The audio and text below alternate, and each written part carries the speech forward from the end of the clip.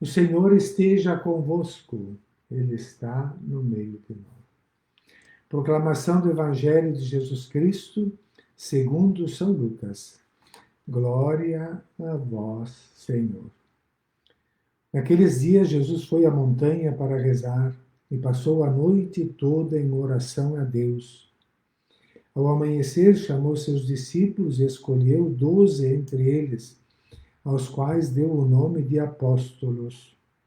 Simão, a quem impôs o nome de Pedro, e seu irmão André, Tiago e João, Filipe e Bartolomeu, Mateus e Tomé, Tiago, filho de Alfeu, e Simão, chamado Zelota, Judas, filho de Tiago, e Judas Iscariotes, aquele que se tornou traidor. Jesus desceu da montanha com eles e parou num lugar plano. Ali estavam muitos dos seus discípulos e grande multidão de gente de toda a Judéia e de Jerusalém, do litoral de Tiro e Sidônia. Vieram para ouvir Jesus e serem curados de suas doenças. E aqueles que estavam atormentados por espíritos maus também foram curados. A multidão toda procurava tocar em Jesus, porque uma força saía dele e curava a todos. Palavra da salvação. Glória a vós, Senhor. Então, irmãos e irmãs, vamos meditar um instante essa palavra do Evangelho, essa primeira leitura da carta aos Colossenses, acolhendo a todos também. Aqui já a Daniela e Gustavo de Londres estão agradecendo pela cirurgia que correu bem ontem, feita na Daniela. Mas foi feita aqui no Brasil, ok, beleza, aqui em Criciúma, são natural de Nova Veneza, amigos lá de Londres, também Arnildo Bran acompanhando, Ivo Maté. O Senhor ouviu as clamores do seu povo, e pela saúde de Ivete e Live e familiares, a Rosane Bon também, o Ivo coloca por todos os governantes que lutam pela ordem, o progresso e a paz do povo brasileiro. Minha irmã lá de Caxias, Helena, assistindo, pedindo pelo fim da pandemia. Todas as intenções, um belo grupo, rezamos juntos agora, com todas essas intenções. Uma palavrinha eu gostaria de partilhar com vocês sobre a leitura aos Colossenses. Estou falando um pouquinho cada dia. Ela foi escrita por Paulo, estava na prisão em Éfeso, e escreveu para essa comunidade de Colossas.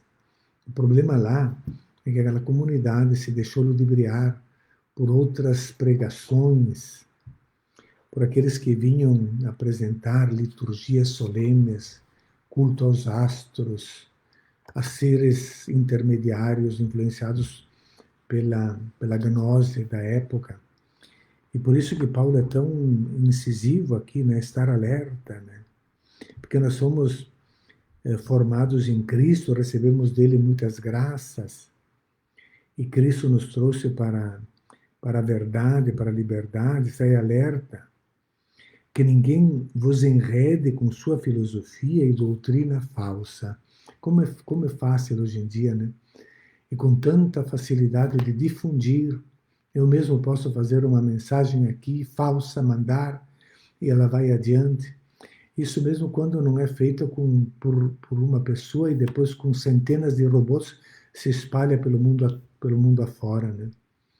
Então já tem os estudos demonstrando que um só desses que fazem falsas notícias consegue disparar uma a cada 8 minutos e vai longe, né?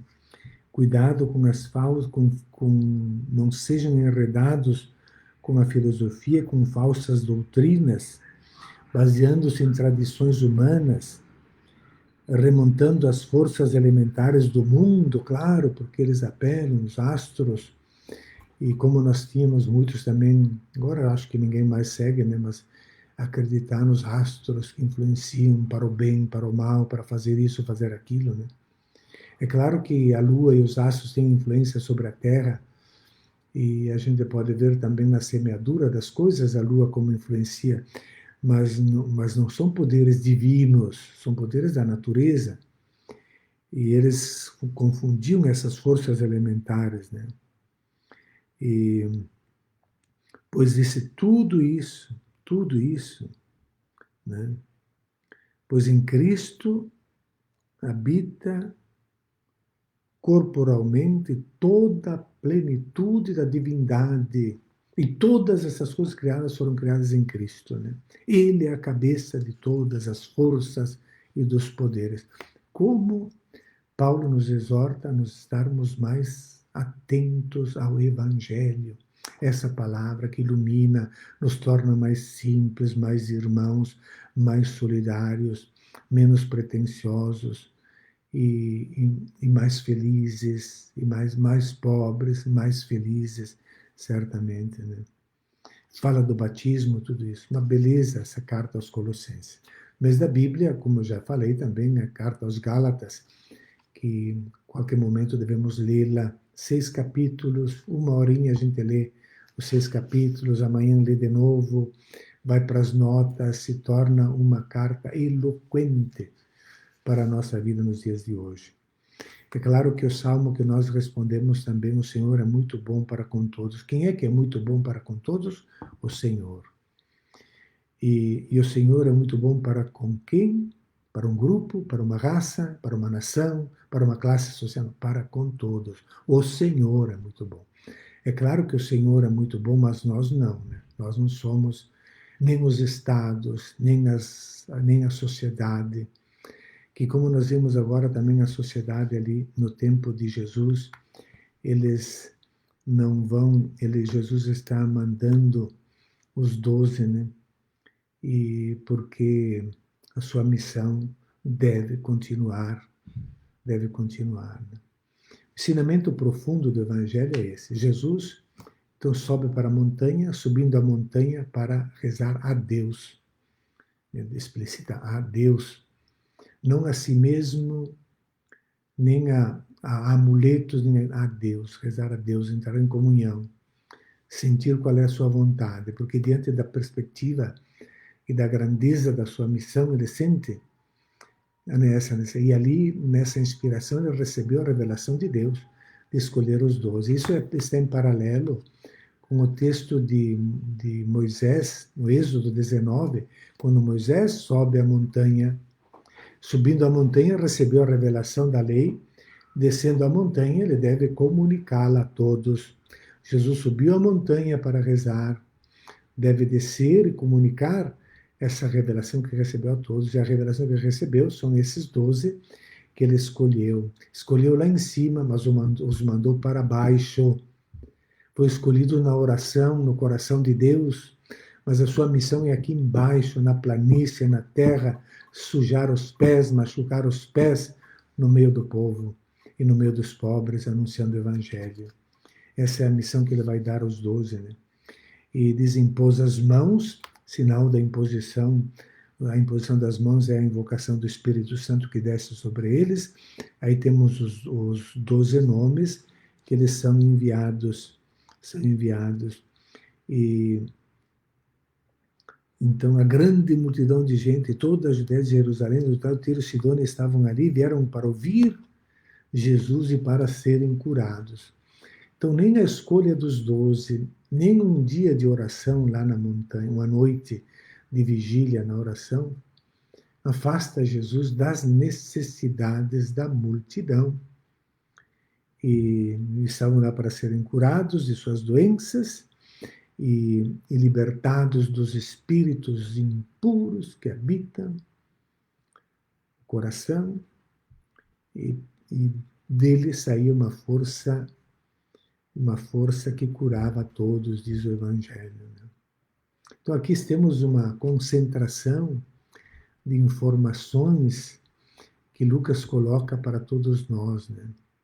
Vamos colocar no coração uma noite inteira em oração a Deus, coisa bonita. Quem de nós hoje em dia ainda é capaz de fazer uma vigília dessas? Né? Em colóquio com o Pai, em diálogo com o Pai, para fazer escolhas importantes, a oração vem antes. Né? Ele tinha que selecionar, nomear, dentre os discípulos, escolher, por isso a oração é fundamental. Né? E para esses que ele escolheu, ele vai dar uma formação especial.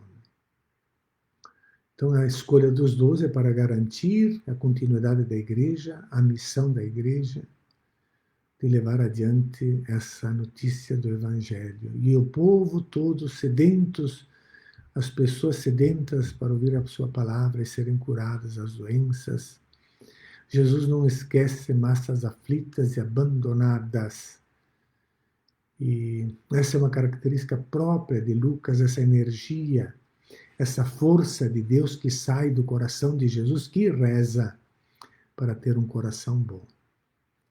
Claro que toda aquela multidão queria tocar também em Jesus. Vamos pedir a Deus, pedir a Jesus, que é o enviado do Pai Celeste, que ele passou uma noite em oração por motivos bons e que é a continuidade da igreja. Que ele também nos ajude a darmos a nossa resposta, porque o Senhor continua a chamar hoje homens e mulheres dispostos a entregar a sua vida ao serviço do reino de Deus. Então, colocando a nossa oração, os nossos pedidos, colocando a ação de graças pelos aniversariantes desses dias, vamos fazer agora, rezando pelo fim da pandemia e pela sabedoria do nosso comportamento, vamos colocar agora sobre o altar as nossas ofertas, junto com o pão e o vinho. Façamos, então, o nosso ofertório.